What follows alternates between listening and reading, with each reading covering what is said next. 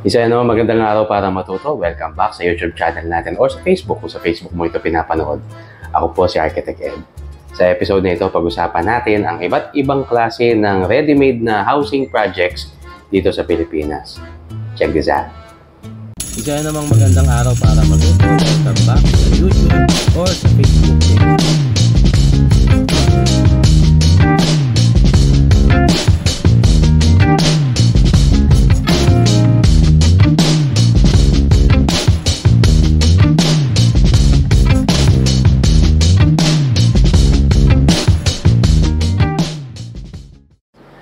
Kung ito ang first time mong manood dito sa channel natin, ni-invite kita na mag-subscribe at mag-like or follow dahil matagal-tagal na rin itong channel natin at meron na tayong more than 350 na mga lecture videos about architecture, construction, and project management. Ang unang-unang type ng housing project or ng ready-made na housing development dito sa Pilipinas ay yung tinatawag nating townhouse or row house.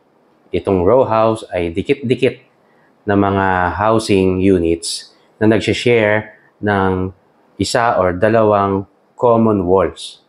Madalas ito ginagamit sa mga socialized housing or sa mga townhouses na available sa metro. Susunod na dyan yung tinatawag na duplex. Yung duplex, parang row house pero dalawa lang siya. Kaya nga duplex double. So itong duplex, karaniwan ay mas may privacy compared sa row houses. At dahil dalawa siyang magkadikit, meron siyang isang common wall yung dalawang units na ito. Meron ding tinatawag na single detached. Pag sinabing single detached, single, ibig sabihin stand-alone. Detached, hindi siya nakakabit sa kahit na anong structure. So, ibig sabihin, nag-iisa siya doon sa lote na kinatatayuan niya. At meron siyang space paikot. So, itong mga single detached na ito ay mas mamahalin compared sa mga ibang mga klase ng row houses at townhomes. Nandyan din yung tinatawag na bungalow. Pag sinabing bungalow, dito sa Pilipinas, single story lang siya. Pero, karaniwan, yung bungalow yun nga, single detached. O kaya naman, ay pwede rin siyang duplex, o kaya pwede rin siyang row house. Basta ang pinag-uusapan, yung number of stories, isa lang siya, isang level lang.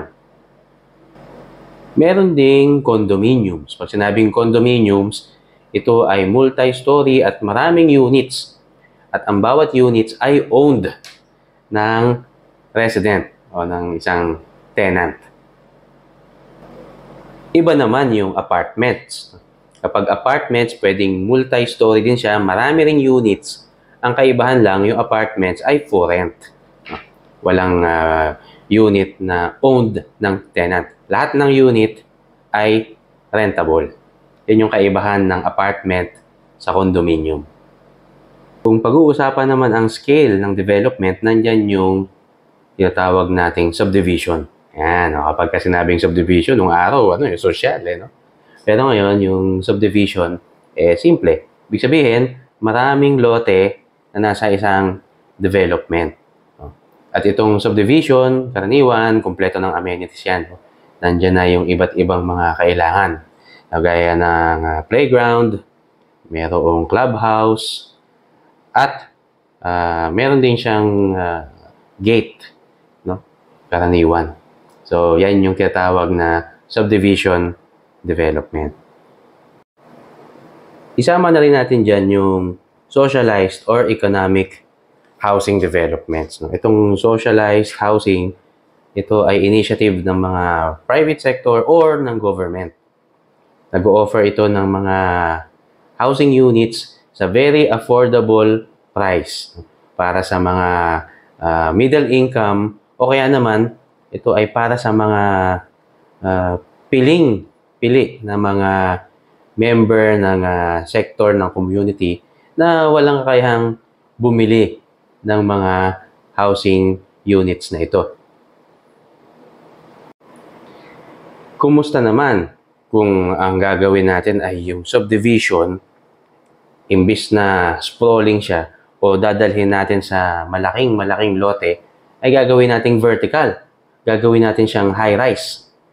Yan yung tinatawag na mixed-use high-rise development. Ito yung mga buildings or mga complex na talagang matataas, no? At nandyan na yung iba't ibang mga amenities. Merong commercial, meron ding mga offices, at nandun na rin sa loob yung mga residential units. So ito yung mga high-rise condominiums na masasabi natin na medyo high class na, no? Compared sa mga apartments and mga small condominium developments. Commercial muna, no? Ang pinakabagong delivery app, mobile delivery app na Book2Go ay naghahanap ng mga operators. Baka gusto mong mag-business na nasa bahay ka lang, hindi ka mag-rent ng space, passive income, na pwede kang kumita ng hanggang mga $500,000 a month. Kung depende yan sa sipag mo.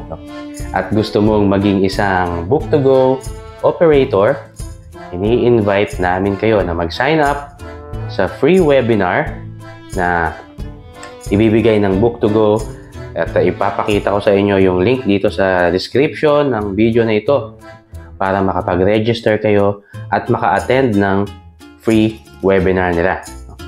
Pwede nyo ring i-visit yung kanilang website.